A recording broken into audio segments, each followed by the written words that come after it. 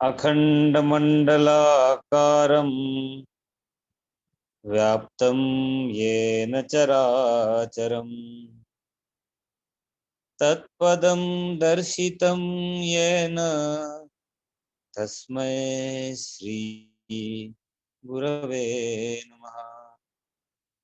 अज्ञानतिमिरान्धस्य ज्ञानाञ्जनशलाकया चक्षुरुन्मीलितं येन तस्मै श्री गुरवे नमः। तस्मै श्री गुरवे नमः। तस्मै श्री गुरवे नमः।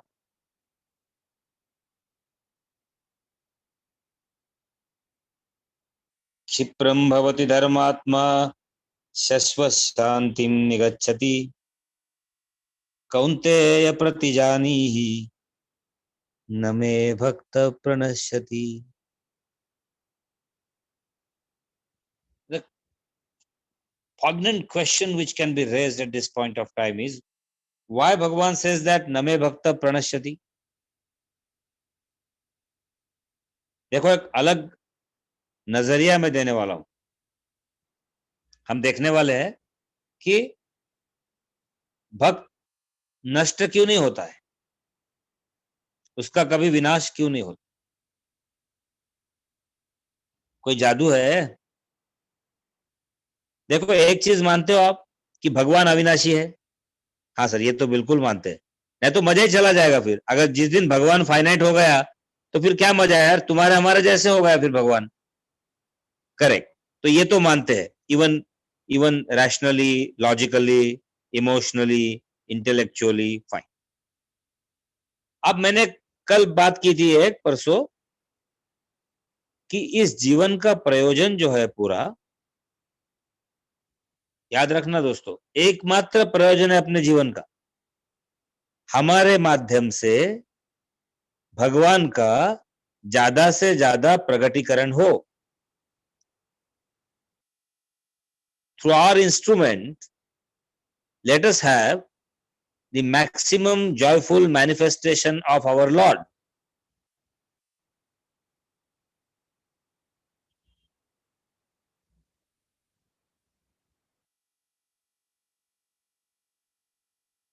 अब नमे भक्तः प्रणश्यति का मतलब ये होता है, भक्त कौन है? सच्चा भक्त, पूरा भक्त, जिसमें भगवान का प्रगटीकरण, प्रागट्य सबसे ज्यादा है। आप भगवान का प्रागट्य ज्यादा, आप अपने आप में इमेजिन करो कि आप लॉर्ड कृष्ण है, आपके नाम रूप सब ढल गए और आपके अंदर पूरा कृष्ण भगवान छा गए, मतलब आप, तो आप क्या हो गए? देखने वालों को हमारे लिए आप एक भक्त बने हुए हैं, लेकिन आपके माध्यम से पूरा परमात्मा ही प्रकट हो रहा है और परमात्मा अविनाशी है। हा हा, so in that sense a true devotee never पेरिशेस।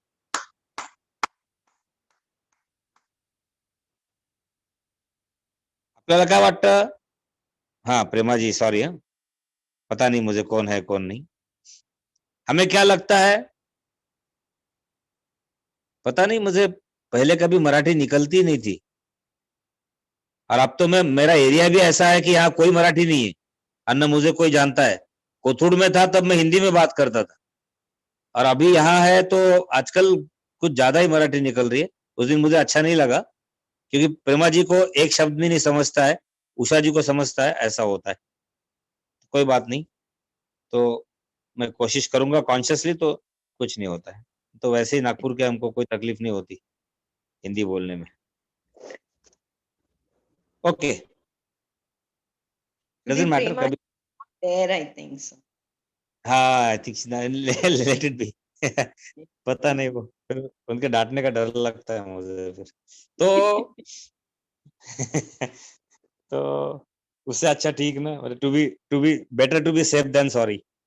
तो मैं कह रहा था कि ऐसे भक्त में क्या होता है कि ज्यादा से ज्यादा भगवान का प्रागट्य होता है, प्रगटीकरण होता है, मैनिफेस्टेशन होता है, और उस हिसाब से to that extent your devotee is imperishable. वाह, To the extent you identify yourself with your Lord, or to the extent Lord is getting manifested at your end, to that extent you are not perishable. Clear हो गया? और ये मतलब है नमे भक्त प्रणश्यति। चलो आगे बढ़ते हैं। कल का आखिरी दिन है इस अध्याय के लिए। हमने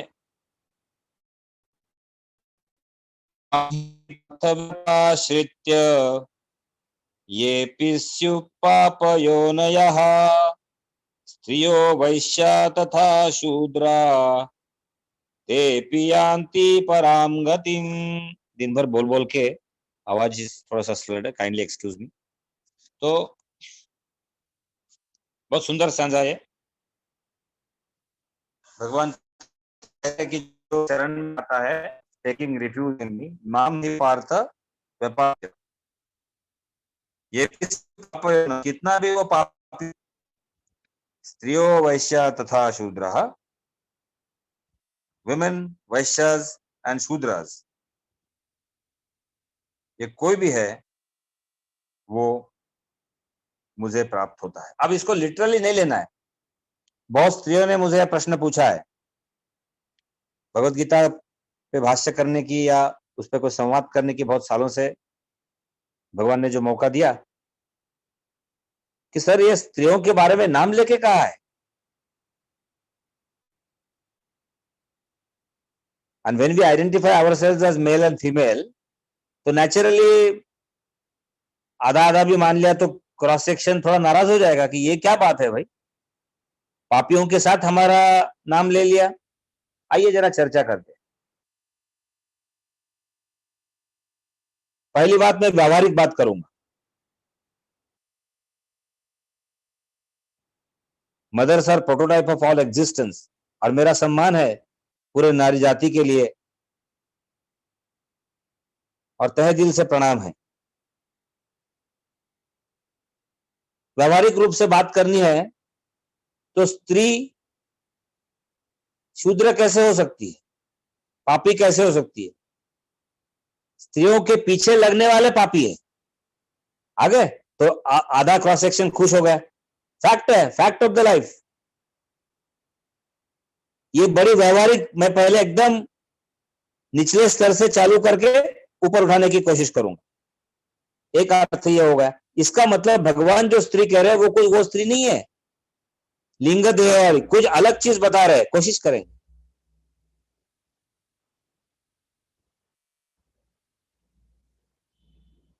वो एक कहावत है, कहावत नहीं है, कि एक हस्बैंड बार बार अपने वाइफ को तू मूर्ख है, तू मूर्ख है, तू मूर्ख है बोलता है। कॉमन होता है घर में। तो उनके ससुर आए थे घर में, मतलब वाइफ के, औरत के पिताजी। उनसे रहा नहीं जाता, ममता थी, उनसे रहा नहीं जाता। वो बोलते जरूर बापू एक बात करना, मैं दिल से कहता हूं बचपन से मेरी लड़की मूर्ख ही है, लेकिन आप बताओ कि मूर्ख से शादी करने वाला कौन होता है? महामूर्ख। देखो दोस्तों, अगर स्त्री कमजोर है तो स्त्री के पीछे लगने वाला पुरुष ज्यादा कमजोर है। मैंने पहले कहा मैं व्यावहारिक रूप से पहले उठाऊंगा इसको, शरीर के स्तर पर बात करेंगे। अब ऊंचाई की तरफ बढ़ते हैं। और भगवान ऐसे झगड़ा थोड़ी लगाएंगे, और भगवान के लिए शरीर है नहीं, वो तो बता रहे उठो भाई यहां से। नैनम चिंतनती जब बोला है तो यह स्त्री पुरुष कहां से आ गया? अब स्त्री में 3 शब्द है, सतर। स मतलब सात्विक, त मतलब तामसिक, एंड र मतलब राजसिक, और ई मतलब इति। तो जो सत्व रज तम में पूरी तरह से लिप्त है वो स्त्री है, वो स्त्रैण है, स्त्रैण। खत्म। इसलिए भगवान के संज्ञा डायरेक्ट नहीं पढ़ने चाहिए। बहुत लोग बोलते हैं नवा अध्याय हो गया, ट्रांसलेशन दिया था, भगवत गीता है जशी की तशी, जशीची तशी, जैसे कि वैसे, और वो ट्रांसलेशन पढ़ लिया। असं नहीं है। सतर, दूसरा अर्थ है बहिर्मुखी, क्योंकि जो सत्व रज तम में लिप्त है वो बहिर्मुखी ही हो सकता है, अंतर्मुखी हो ही नहीं सकता। तो कितना भी बहिर्मुखी आदमी रहे, आदमी औरत, वो भी मुझे प्राप्त हो सकता है, ऐसा उनको कहना है। कळलं? आता काही चिंता नाही, म्हणजे सगळ्यांना कळलं आता। आम्ही स्त्रियांना वगैरे काही भगवान कृष्णाने असं म्हटलं नाहीये, ते आपल्याला शरीराच्या वर नेतात, शरीरात कशाला अडकवतील पुन्हा। दूसरा एक अर्थ है कि प्रकृति से हमें ऊपर उठना है, तो ही हम उनको प्राप्त हो सकते हैं, और एक अर्थ है।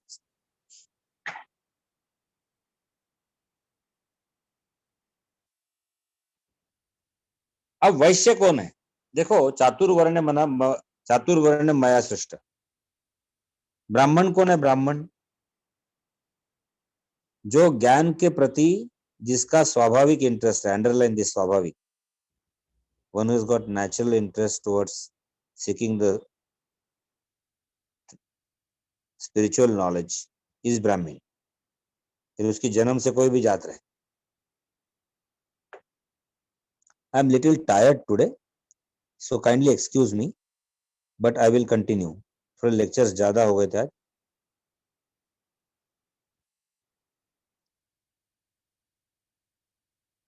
One who is contemplative, जो निधिध्यासन में रममान होते हैं, वो ब्राह्मण है। जो सत्वगुणी प्रधान है वो ब्राह्मण है। जो गॉसिप में इंटरेस्ट नहीं रखता वो ब्राह्मण है। जो वस्तुओं के भाव नहीं देखता वो ब्राह्मण है। देखो, सब वर्णन अध्ययन के बाद बोल रहा हूं आपको।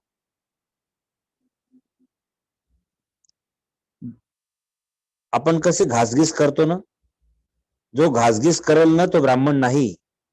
अरे हो, त्या ब्राह्मणात इतकी ताकद हवी की समोरचा त्याला फसवणारच नाही, असं व्हायला पाहिजे। आता तसं दिसत नाही, म्हणून आपण घासघीस करतो। कोथिंबीरची जुडी 30 रुपये एवढी महाग का? 20 मध्ये द्या। मग तो समोरचा म्हणतो चालायला लागा।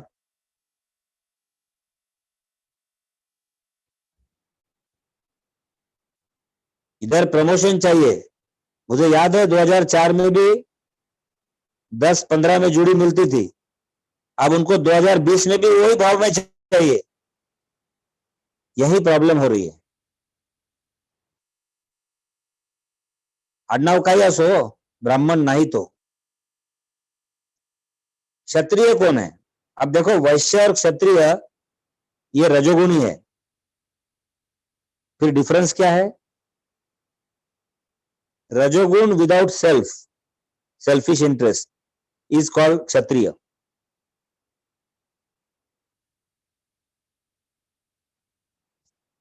लढायचे ना, एवढं शिवरायांचं सगळे लढले क्षत्रिय, त्यांचा स्वार्थ नव्हता त्यात काही, मरणाला तयार होते।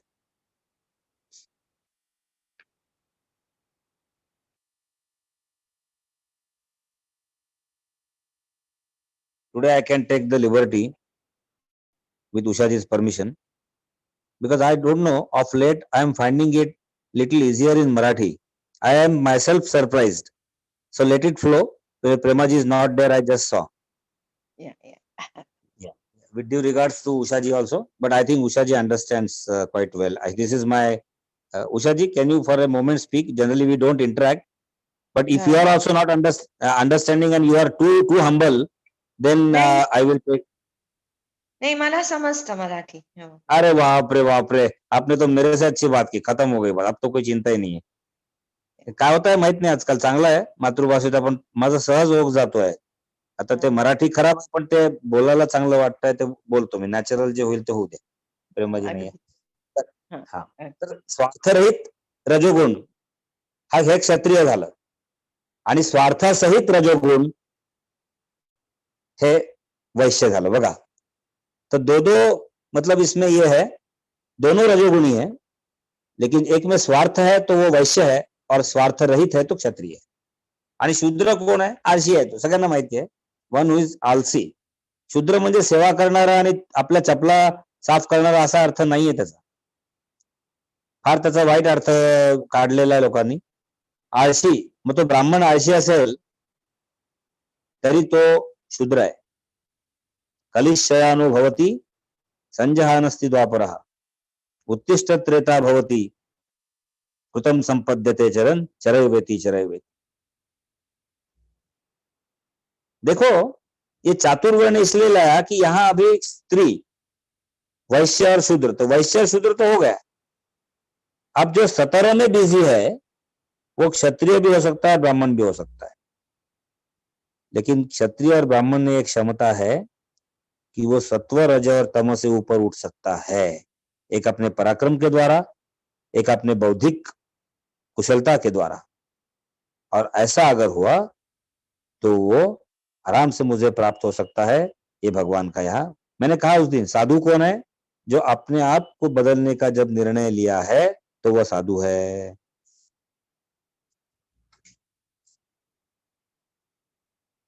देखो मैंने कहा दुख आना स्वाभाविक है, लेकिन दुखी होना कि नहीं हमारा चॉइस है.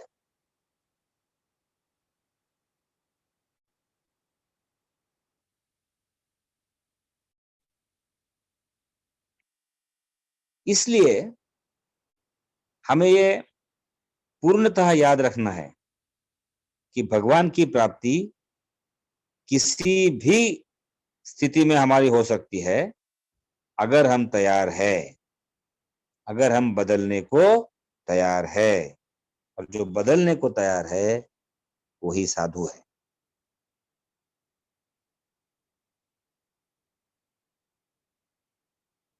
एक विशेष रूप से बात यहां मुझे बतानी है कि भगवान ने 9वें अध्याय में, which is at the central place of the entire chapter, इसको राजविद्या राजगुह्य नाम देके हमारे ऊपर एक जिम्मेदारी छोड़ी है. मैंने कहा था राजा की विद्या राजविद्या, और जो आपको शहंशाह बना देता है वो भी राजविद्या. जो विद्या आपको शहंशाह बना देती है वो भी राजविद्या. पण राजाचं काम काय आहे? प्रजेला प्रोटेक्ट करणं. याचा अर्थ असा होतो की आपल्याद्वारे जास्तीत जास्त परमेश्वराचं प्रगटीकरण करून आपल्या अवतीभोवती सगळ्यांचा उद्धार सहजपणे व्हायला मदत जर झाली तर तो राजविद्या राजगुह्य आपल्यासाठी सफल झाला. ही परमेश्वराची इच्छा आहे.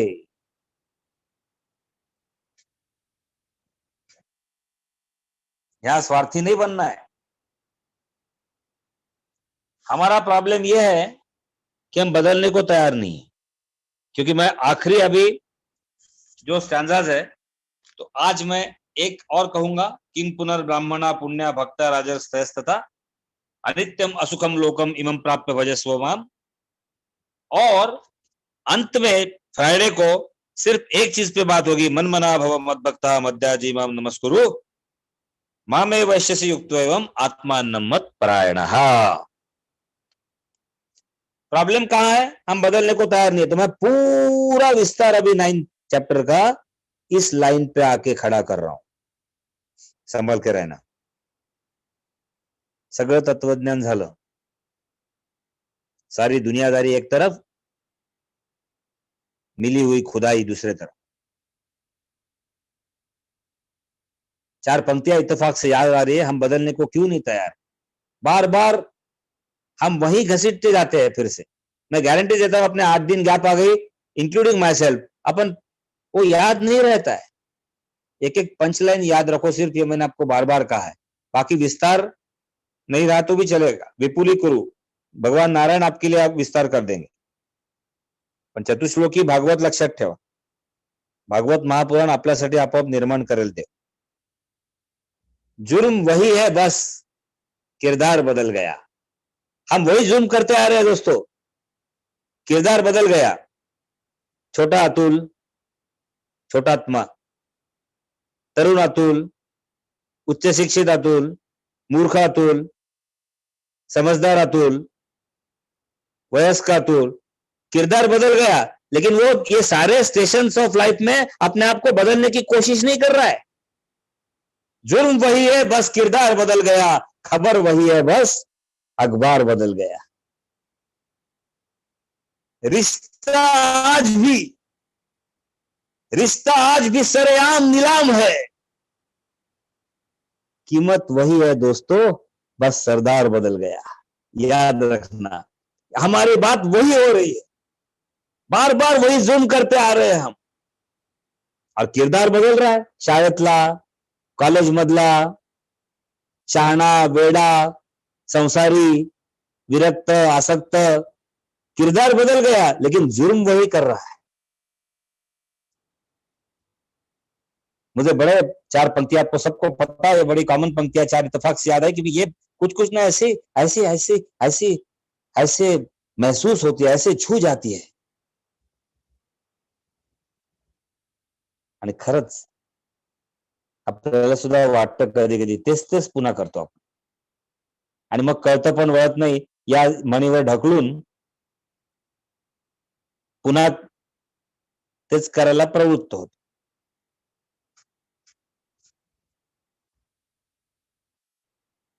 तो मैं आखिरी 2 स्टैंजा के पहले आपको उस लाइन के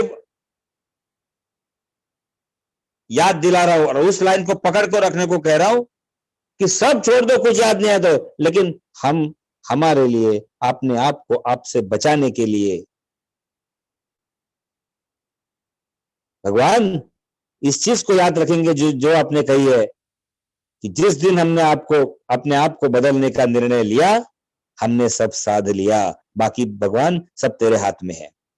ये बैकग्राउंड के साथ अब हम आखिरी 2 स्टैंजा पे है, जिसका पहला स्टैंजा आज पूरा जिक्र होगा. जो भी उपस्थित किसी कारणवश नहीं रहेंगे, हमारे दोस्तों ने इन्फॉर्म किया है, तो थोड़ा सा रिकैप, अच्छी तरह से रिकैप अगली बार लिया जाएगा, मतलब कल. और कल हम इस अध्याय की भगवान की कृपा द्वारा समाप्ति करेंगे, और काफी कंटिन्यूटी हमारी 4-5 दिन रही, इसके लिए उनका आभार प्रदर्शित करें.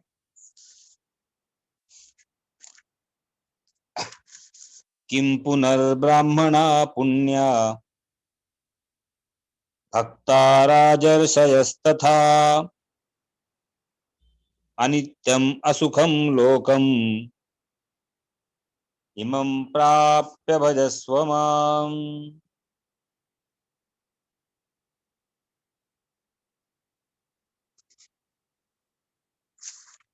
See, you need a passport, immigration certificate. When Bhagwan sent us on this globe, as if through this stanza is telling us, dost, anityam asukham lokam. This world is transient. अगर बदल यही न बदलने वाला नियम है, इसको आप ठीक तरह से नहीं समझ पाया तो समझ ले बर्बाद हो गए. लोक घर बदलतात. मला देवाने छान लेसन दिले. मी पुण्यात 13 घर बदलली 22 वर्षात, आणि देवाची कृपा अशी की घर बदलल्या 10 मिनिटात पूर्वीचं घर विसरलो, आणि कुठे त्याचं खरं सांगतो इतकं छान वाटतंय. आणि हा स्टॅन्झा मला सारखा लक्षात येतो की बदल यही न बदलने वाला नियम आहे. कधी कधी वाटतं माणूस स्टेबल नसतो, म्हणजे स्वतःचं ग्लोरिफिकेशन नाही करत, पण त्या व्यक्तीला ती परिस्थिती योग्य असते असं वाटायला लागतं. कधी कधी एकाच जागी खूप राहिलं ना तर इतकी पाळंमुळं रुसतात. आमची मामी होती सदाशिव पेठेत भिकारदास मारुती जवळ, पाय हालत नव्हते 55 वर्ष भिकारदास मारुती जवळ राहिल्यानंतर, आणि वेड्यासारखं व्हायला लागलं औंधला गेल्यावर. अरे म्हटलं, अरे धोका आहे. स्टेबिलिटी बाहेर दिसायला होती, पण पाळामुळे उगीच उडवल्या गेली ना. म्हणजे मोठ्या घरात गेले तरी दुःख, चाळीतल्या घरातला तो आनंद गेला कुठेतरी भिकारदास मारुती जवळचा. सांगायचा उद्देश का, आपल्याला लेसन्स मिळतात आजूबाजूने. बदल यही न बदलने वाला नियम है. ये जब तक हमारे अंदर अच्छी तरह से उसके रूट्स नहीं जमेंगे, तब तक भगवान ने जो उसको बोल के भेजा है भाई हमें, अनित्यम है और असुखम भी है. लेकिन आगे बोलते हैं इमम प्राप्य, having attend this transient world, please worship me. हाँ सर, वही तो प्रॉब्लम है ना. हम समझ भी ले तो आपको वर्शिप क्यों करें? फिर भगवान इनडायरेक्टली क्या बोलते हैं पता है या, फिर तू अनित्य को नित्य समझेगा, ऐसा उसका दूसरा अर्थ है. मैंने आपको कहा है उल्टी लाइन उल्टी भी पढ़ना बहुत बार. इमम प्राप्त भजस्व माम नहीं हुआ ना, तो ये अनित्य को नित्य लगने लगेगा. आलो बा पुण्याला, बरं वाटतं आता.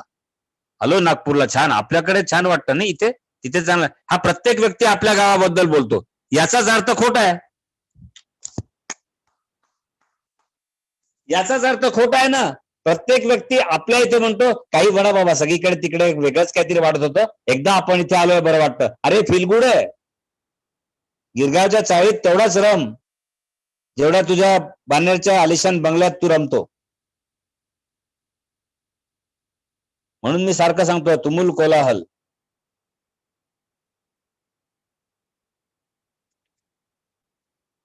कठीण आहे अनित्यम. अनित्यमला नित्य समजायला लागतो आपण. आणि किम पुनर्ब्राह्मणा पुण्या भक्ता राजरस्ते असता, फार सुंदर ओळी आहे त्या, फारच सुंदर. किम पुनर्ब्राह्मणा भक्त, how much more easily than the holy Brahmins and devoted royal saints attain the goal, you know, having reached this impermanent and joyless world. देखा या परमेश्वरांनी, हे भगवान कृष्ण सांगतायत हो, काय गीता आहे खरंच. आपण गीता आहे ना, तर आपली आई आहे बरं, आपल्या कोणाचीच आई गेली नाहीये, तशी नाही गेलीये आणि खरंच नाही गेलीये. आज माझं हे वाक्य पकडून ठेवा.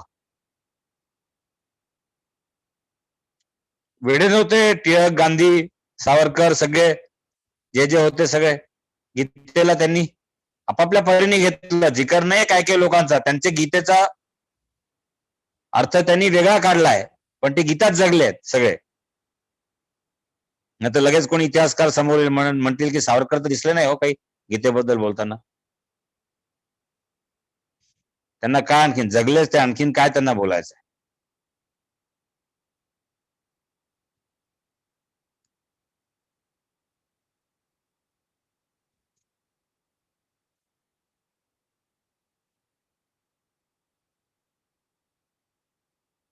हे समजायला हवंय की वर्ल्ड जॉयलेस आहे, जॉयलेस. आनंद नाही आहे जगात. मग आनंद कोण टाकतो? आम्ही टाकतोय त्याच्यात. पण हे पटणं कठीण आहे, कारण आपल्याला बाहेरच आनंद दिसल्यामुळे बहुत बहुत तकलीफ है इस बात की कि ये दुनिया को हम कुछ न कुछ यहां से जॉय मिल रहा है, ऐसा ही लगते रहेगा. और वही उदाहरण मैं बार बार देते रहता हूं कि अगर शराब की बोतल में आनंद है तो सबको एक साथ आनंद देगा. एक उसको धुतकार देता है और एक उसको गले लगाता है. इसका मतलब ये धुतकारना या गले लगाना ये सब्जेक्टिव है, ये उस वस्तु में अंतर्निहित नहीं है.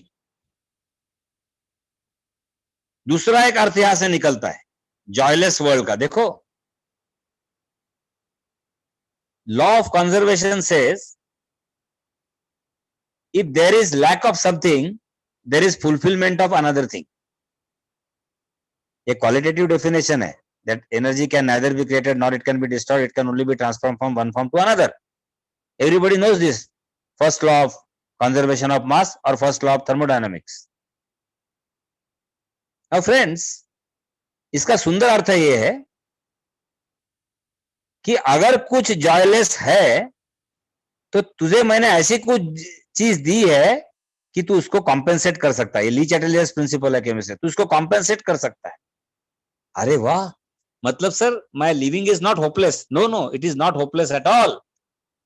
In fact, in this hopeless world,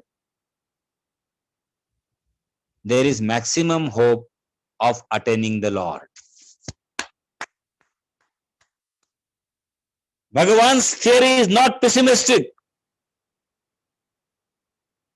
Bhagavan's theory is not joyless.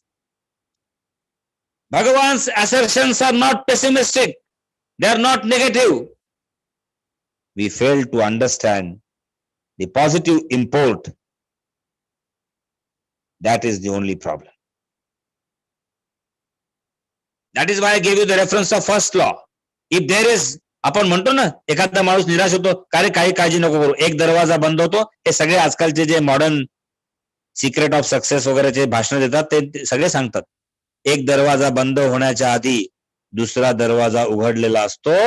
तो उघडलेला दरवाजा आपल्याला दिसत नाही, ही खरी शोकांतिका आहे.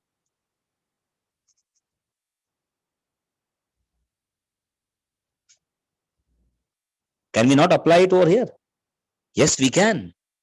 We must.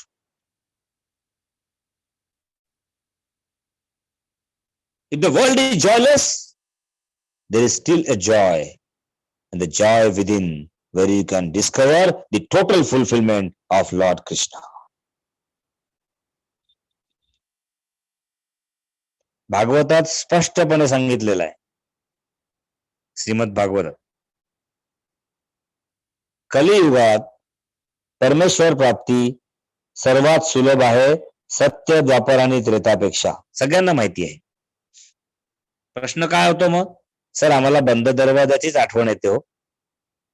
नवीन दरवाजा उघडलेला आहे, त्याच्यातून वारं येत आहे, सगळं छान, अजून नवीन नवीन ते आम्हाला काही दिसत नाहीये. जुन्या दरवाजाच होता विकारदास मारुती सदाशिव पेठ, 55 वर्ष, एकाच चाळीत एकाच जागेवर, तिथलाच किराण्याचा दुकानदार, त्याची तिसरी पिढी आलेली आहे.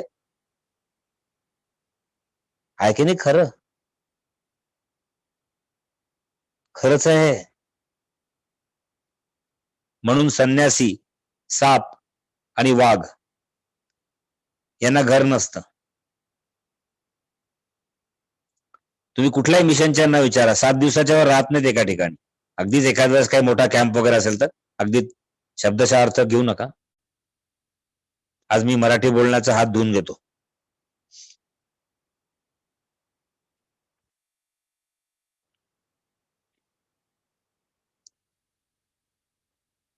बात इतनी सीधी है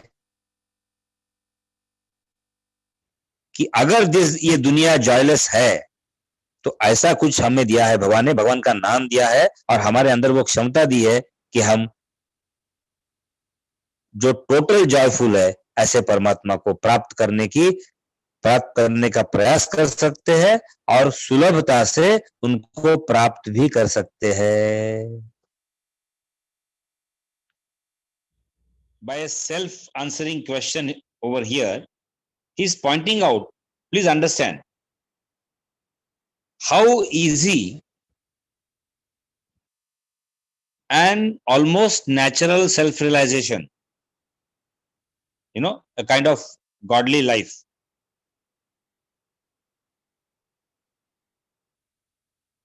it is for Brahmin or a large-hearted Kshatriya. We are seeing all examples of Parikshit, Yudhishthir, राजा जनक,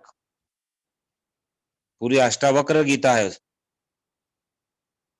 खटवांग ऋषि, पूरा रघुकुल इक्ष्वाकु वंश. For them, it's a easier self realization. और आपने देखा है वो एक क्षण में सब छोड़ के वन में चले जाते थे और ऐसा दिखता है कि वो भगवान को प्राप्त हो गए. आप ऐसे 100 उदाहरण आराम से निकाल सकते हो. इसमें से ज्यादा सब क्षत्रिय ही थे.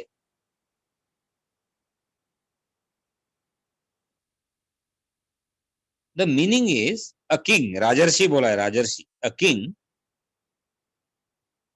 who having enjoyed intelligently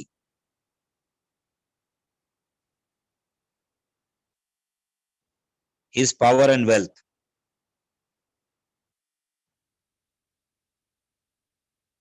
and hence gets completely satisfied, he grows in his inner discrimination. भोगातून त्यागाकडे हे जे शब्द आहेत ते इथूनच आले आहेत की तो जगला, पूर्णपणे जगला त्याचं इंडिव्हिज्युअल स्टेशन ऑफ लाईफ, बालपण, तारुण्य, वार्धक्य, वानप्रस्थ, सगळे आश्रम तो अंडरस्टँडिंगनी इतका छान जगला की तो आता फिट झालाय कशासाठी? पूर्णत्वाकडे जायला. आणि म्हणून हे राजे लोक आपल्याला एका क्षणात सगळं सोडून करताना दिसायचे ना, त्याचं कारणच हे होतं. One who has not lived the life. आता याच्यात बघा मेसेज किती सुंदर आहे. राजर्षी, राजऋषी, ऋषियों का राजा राजर्षि, और राजाओं में जिसको ऋषि, जो ऋषितुल्य है वो राजर्षि.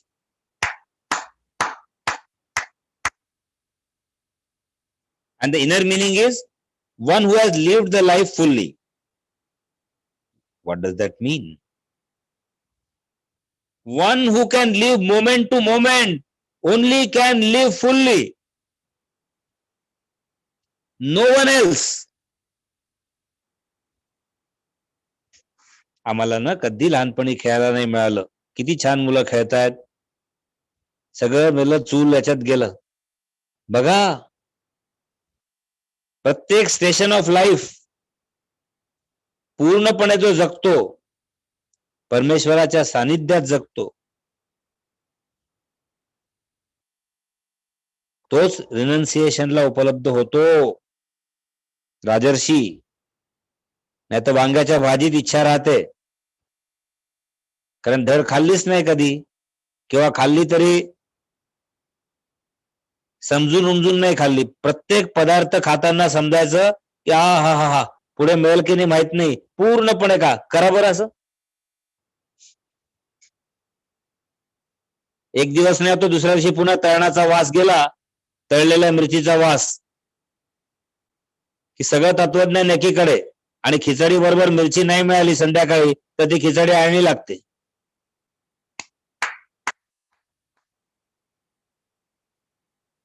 कारण जगताना फक्त भोग झाला, त्यावेळेस परमेश्वराच्या उपस्थितीत हा राजर्षीचा अर्थ आहे. असं कोणालाही दिव्यत्व प्राप्त होणार नाही की राजाने सोडलं आपलं. गंमत आहे का? इथे काही सोडणं होत नाही आपल्याच्यानी. आणि ते राज्य सोडायचे एका क्षणात.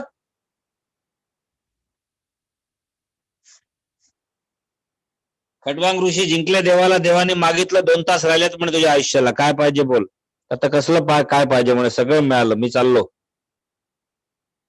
सगळं सगळं सोडलं, 2 तासात मोक्ष मिळवला.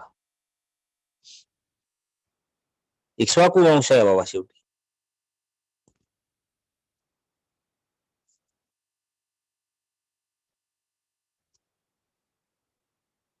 दुसरा एक सुंदर अर्थ इसमें है. हा एकच स्टँजा आहे. आपल्याला वाटतं झालं आता काय, उगीच 7 वाजायचा बहुतेक इंतजार करतायत. अरे नाही बाबा, 8 वाजतील. असे आहेत आपले लॉर्ड कृष्ण. अगर ब्राह्मण और राजर्षि को आपने जोड़ लिया, I am giving you another dimension. First line को जोड़ दो. किम पुनर्ब्राह्मणा पुण्या भक्ता राजर्षयस्तथा. The meaning is Brahmin stands for head and Kshatriya Rajarshi stands for heart. Large heartedness जो आहे तोच राजा आहे. जो संकुचित आहे तो राजा नाही आहे. मी ओमनला गल्फ कंट्रीज मध्ये पाहिलं, त्यांच्या बर्थडेच्या दिवशी किंवा त्यांच्या स्वतंत्रता किंवा जे काय असेल ते त्यांची नाणी किंवा त्यांचे ते असे रस्त्यावर फेकतात. तिथला राजा. मला तेव्हा हा स्टँजा आठवायचा. की अरे खरंच राजर्षी आहे तो. आपल्याकडे बरेच राजे गरिबांना लुटतात. त्यांना देणं तर जाऊ दे. प्रत्येक स्कीम मध्ये पैसा खातात. सर्वात धोका कुठे असेल ना, मी एनजीओज मध्ये काम केलं आणि पर्यावरणाच्या वेळेस मला चान्स मिळाला. सर्वात जास्त धोका कुठे असेल तर ज्या वेलफेअर स्कीम्स असतात त्याच्यात सर्वात जास्त धोका आहे. अरे अरे अरे, वाटत नाही केवढं पाप आहे. सर्वात जास्त धोके वेलफेअर स्कीम्स मध्ये आहेत. एनिवे, विषयांतर होईल. सांगायचा उद्देश, with the integration of head and heart, किम पुनर्ब्राह्मणा भक्ता भक्ता राजर्षयस्तथा. With the integration of head and heart, only you can understand that this world is unreal and changing constantly, and you will appreciate that this world is joyless, and hence we should be striving together for the final merging of our entire personality at the altar of our chosen Lord. This is the consummate meaning of this stanza. ब्राह्मण म्हणजे असं काहीतरी गंध लावलेला, क्षत्रिय तो तलवारी चालवणारा, असा अर्थ नाही. इंटिग्रेटेड अर्थ घ्यायचा आहे. And hence now I will open the visa for the last stanza, give the background as usual, and give a complete synopsis tomorrow. So let us read this. मन्मना भव मद्भक्तः मद्याजी मां नमस्कुरु मामे वैश्यसि युक्त्वैवम् आत्मानं मत्परायणः.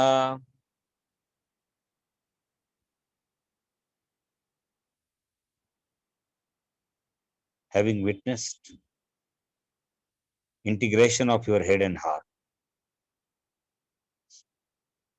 having realized that this world is changing, if you consider it as fixed, it will be painful. But if you accept the change, it will be joyful. Otherwise, this world is joyless. And having understood this entire perspective given in the previous stanza number 33 and appreciated it to the full, Bhagavan finally says, fix your mind on me. अब ये मी शब्द का अर्थ हम कल देखने वाले. Fix your mind on me, मनमना भव, मद्भक्ता भव. वाह वाह, भव शब्द को दोनों से जोड़ना है. मैं कई बार कह चुका हूं आपको, संस्कृत की विशेषता है ये. मनमना भव, मद्भक्ता भव नहीं बोलेंगे. मनमना भव, लेफ्ट टू राइट. मद्भक्ता भव, right to left. 3 collinear points. Fix your mind on me. Be devoted to me. मद्याजी माम नमस्करू. Sacrifice in me.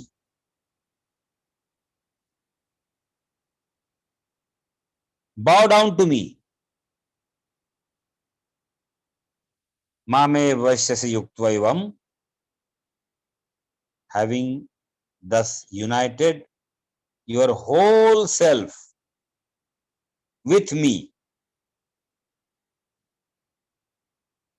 Atmanam mat parayanaha, taking me as the supreme goal, you shall come to me. अरे बाप रे बाप. मला नमस्कार करा, आपलं मन माझ्यावर केंद्रित करा, पूर्णपणे माझी भक्ती करा, मला विनम्र प्रणाम करा, शरणागतीत राहा, आणि असा संपूर्ण तुमचा जो मीपणा आहे हा माझ्या बरोबर युनाइट करा.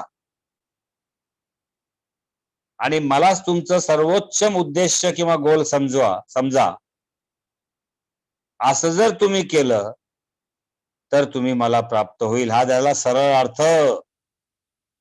Tomorrow we are going to see a totally different perspective of what it means. I hope we shall be ready to receive. Now I have a request. I would request any one of you, the great devotees of Lord Krishna, to collect and collate punch messages or punch lines which Bhagavan expressed through our media, via media, over the entire 9th chapter. उदाहरण के स्तर पर क्या फर्क पड़ता है कि जितनी मिली बेवफा मिली सवारी, नेकी कर दरिया में डाल। अब हमने ऐसे कई पंचलाइंस 9वें अध्याय में देखे हैं पहले से, जो कि स्टैंजा के अनुरूप थे। उसको अगर कोई या कल नहीं हो पाया तो आगे, लेकिन कल अगर उसका रहा तो मेरी एक अभिलाषा है, भगवान के साथ संकल्प किया हुआ, कि कल एक 15-20 मिनट का ये मध्याजिमम नमस्कुरु पे भाष्य होगा। उसके बाद वो पंचलाइंस हम लोग घर में लेके जाएंगे। दिवाली के पहले हम 1-2 क्लासेस और लेंगे, जहां 10वें अध्याय की शुरुआत हम करेंगे और फिर थोड़ी एक 6 दिन की गैप देंगे। दिवाली के 4 दिन और अगल बगल में 1-1 दिन, ज्यादा नहीं। We will maintain our minimum 2 times a week. जो लास्ट वीक नहीं हुआ था, मैंने इस बार बराबर सब होगा ईश्वर की कृपा से, ताकि उसमें एक कंटिन्यूटी रहती है। It's not a question of counting, it's a question of continuity. And I am requesting any one of you can do this tomorrow for 10-15 minutes, just reading those punchlines slowly. Maybe आज थोड़ी मेहनत करनी पड़ेगी या और फिर आखिरी के 15 मिनट शांति से वो पंचलाइंस ध्यान में रखते हुए पूरा अध्याय हम 34 स्टैंजा, ताई बताएगी 34 स्टैंजा को कितना टाइम लगता है। मेरे ख्याल से 15-20 मिनट में होना चाहिए। ताई है क्या यहाँ? पता या जी सर, जी सर। हाँ ताई, मेरे ख्याल से ये आधा मिनट भी बहुत हो गया ना एक स्टैंजा के लिए। हाँ, मैं कल रिकॉर्डिंग करके देखती हूँ, फिर आपको इत्तला करती हूँ कितना। First class. मुझे पता था कि आप वो सब ये करोगे, लेकिन चैंटिंग जरूर करेंगे। हिसाब की बात नहीं है। 7 बजने के बाद भी हुआ तो हम लोग पूरा चैंटिंग के सिवा कल जाएंगे नहीं। हम पूरे 34 स्टैंजा एंड में चैंट करेंगे, भगवान का आशीर्वाद और उनसे स्पेशल आशीर्वाद प्राप्त करेंगे कि राज विद्या राजगुह्य योग के साथ हमें जीवन भर रहने दो। बस आगे और आने वाला है। 12 चैप्टर भी बढ़िया है, लेकिन ये अब हो गया, वो हो गया। तो इसलिए ये सब 3 बातें ध्यान में रखनी है। पहले मैं 20 मिनट थोड़ा सा बैकग्राउंड लेके मध्याजिमम नमस्कुरु पे चर्चा 20 मिनट, उसके बाद 15-20 मिनट पंचलाइंस, पंचवर्ड जो भी आपको लग रहे हैं, और उसके बाद में चैंटिंग। इस तरह से हमारा एक प्रोग्राम है। और मैं उम्मीद करता हूं कि जिस तरह से संकल्प किया था, विदाउट डाइल्यूटिंग एनीवेयर, भगवान has absolutely managed to see us almost through the 9th chapter. We shall have the last one tomorrow, and we will, as a part of our process, if you remember, we cannot end the chapter. ये अपनी परंपरा से पद्धति है, तो हम 10वें chapter का पहला स्टैंजा भी ताई चैंट करेगी इसके बाद। और अगर कल किसी को तकलीफ है 2 या 3 मेंबर को, क्योंकि we are now reduce to 5 to 6 members, I am observing, for any good or bad reason. So the class is slowly individualized, and it is good. I have habit in tuitions also. So if for some reason, then we can take this class on Saturday also. If you want some time to prepare punchlines and all that, you can kindly post this message on the group. We can as well have this class on Saturday instead of today. I am ready for any of the day, and majority will rule, right? So with this, friends, we bow down our heads and sincerely are grateful for our Lord and the faith which we are born in. Without His infinite grace, it was and is and shall be impossible for all of us to maintain the sustainable rhythm as we have been doing it so far. We seek His continued blessings, and we are sure that His blessings are overpowering on all of us.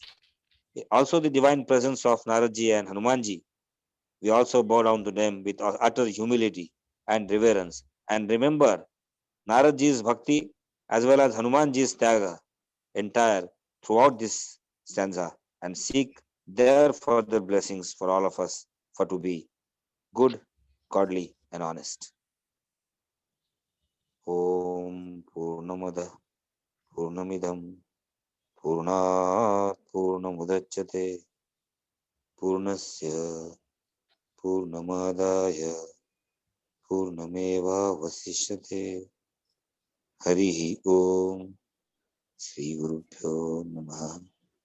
Hari Om.